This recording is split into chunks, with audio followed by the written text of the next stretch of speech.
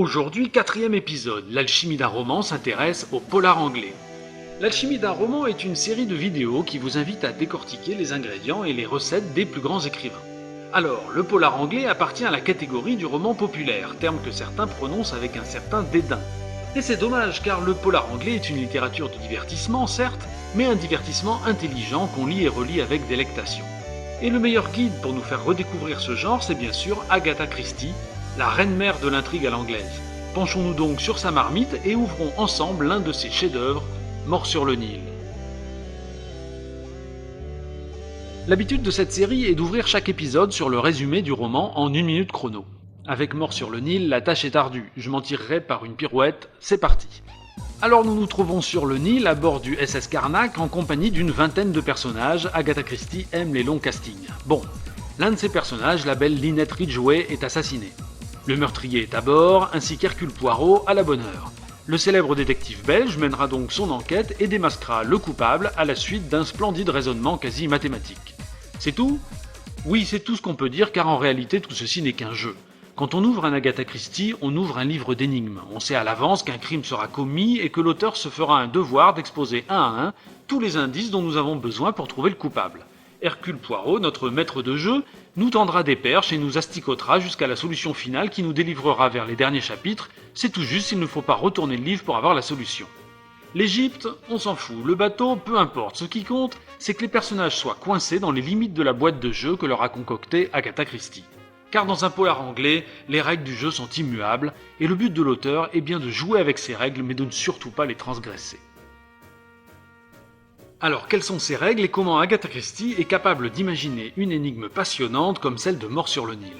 Parce que oui, en lisant ce livre, on est frappé par l'ingéniosité de l'intrigue, par les rebondissements, les complications inattendues. Alors comment fait-elle ? Tout d'abord, il faut savoir que ce type de livre s'écrit à l'envers. Vous savez, c'est comme un labyrinthe. La solution est toujours plus simple quand on part de la sortie pour remonter vers l'entrée. Alors pour écrire un polar comme Mort sur le Nil, on part de la solution, c'est-à-dire du crime lui-même, c'est-à-dire du mystère qu'Hercule Poirot devra percer. Et le crime, vous pensez bien, Agatha Christie, elle connaît. Elle sait très bien que c'est là le cœur de son histoire et que c'est sur ce crime qu'elle doit concentrer toute sa créativité, le reste ne sera que de l'habillage. Et comme tout ceci n'est qu'un jeu, Agatha Christie en édicte les règles et elle résume la notion de crime à un schéma très simple, comme à un jeu de cubes qu'elle va pouvoir manipuler dans tous les sens. Alors qu'est-ce qu'un crime selon Agatha Christie ?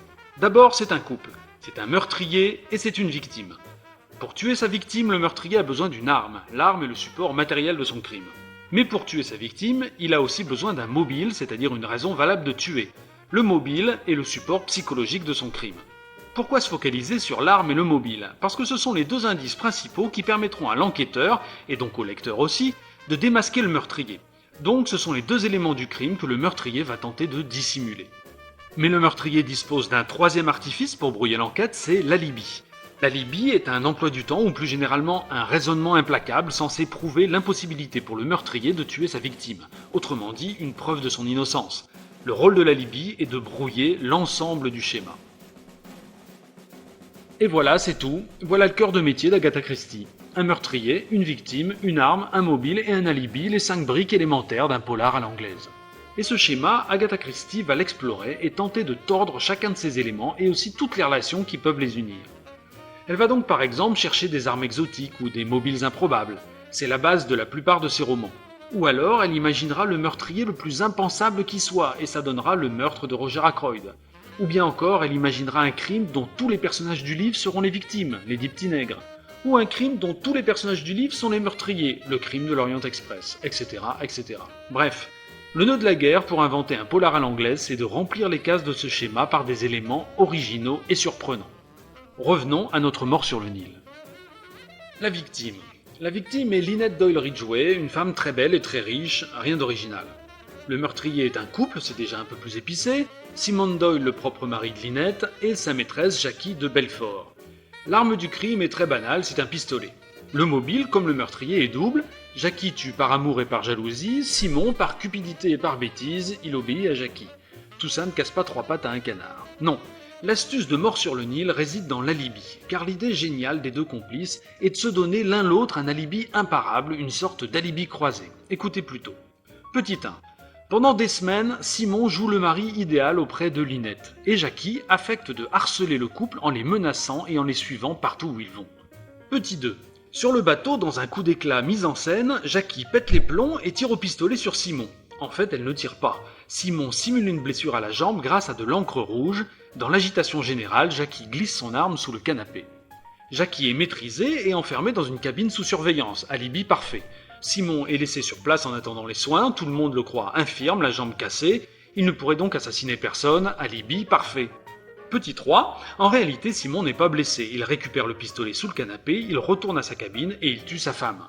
Petit 4, il revient au salon et se tire réellement cette fois-ci une balle dans la jambe, lui-même, à travers un châle pour ne pas faire de bruit, puis il jette le pistolet par-dessus bord. C'est tordu, c'est bien pensé, c'est le noyau du roman d'Agatha Christie.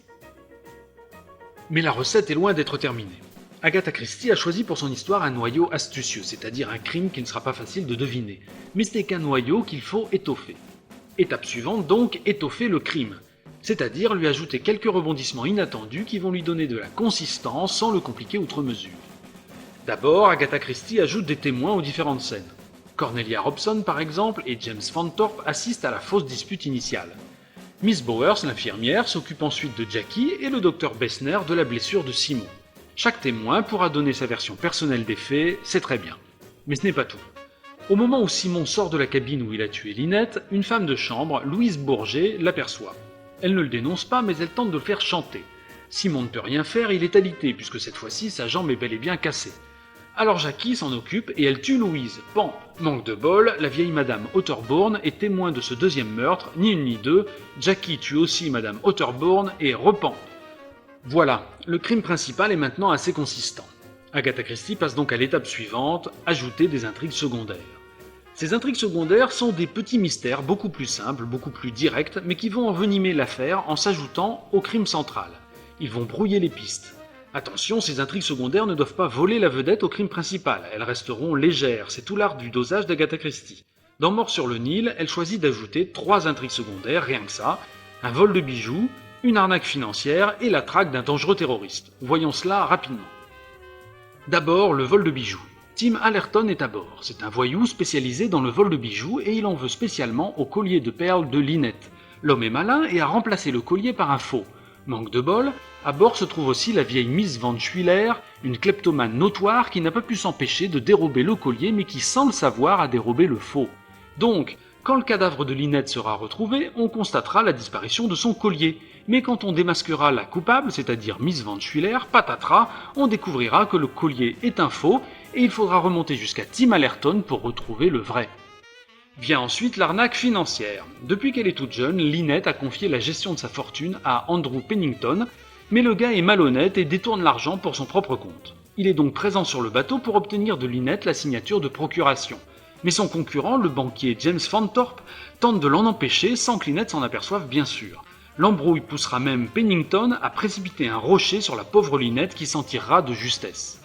Enfin, l'histoire du terroriste, juste un type dangereux qui cherche refuge sur le bateau. Un enquêteur spécial, M. Pace, est à sa poursuite, il suspecte un original un peu révolutionnaire du nom de Ferguson, mais il démasquera en fait le professeur Richetti, un archéologue italien. Ouf, et nous y voilà. Et c'est donc en partant de la fin, c'est-à-dire du crime principal, qu'Agatha Christie a construit son intrigue à l'envers. Le crime principal, qu'elle étoffe un peu, puis elle ajoute le vol du collier, l'arnaque financière et le terrorisme, c'est-à-dire les 3 histoires qui n'ont rien à voir avec le crime, mais qui compliquent sérieusement l'affaire. L'astuce de toute cette construction réside dans le fait que le lecteur la découvrira par le mauvais bout du labyrinthe en compagnie d'Hercule Poirot dans l'ordre chronologique. Mais ce n'est pas fini.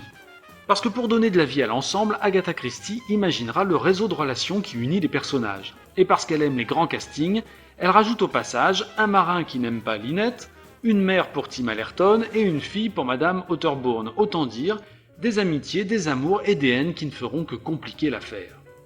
Notez au passage que contrairement à ce qu'Agatha Christie nous fait croire, il est impossible de démêler tout seul cette affaire. Agatha Christie étale les indices au fur et à mesure et nous laisse cette illusion. Mais bien sûr ce n'est qu'une illusion, et il faudra attendre qu'Hercule Poirot démêle les différentes intrigues pour notre grande satisfaction. Mort sur le Nil est donc une pure fiction, un pur divertissement, c'est un jeu qui nous émerveille le temps de sa lecture et qu'on referme avec satisfaction. Selon notre vocabulaire alchimique, ce n'est donc que de l'air, bien sûr, et ceci n'a rien de péjoratif, car l'air, c'est ce qui nous élève et nous fait rêver. Pas de message, pas de style, pas de milieu à nous faire découvrir, Agatha Christie est une artiste du mystère, et c'est déjà beaucoup.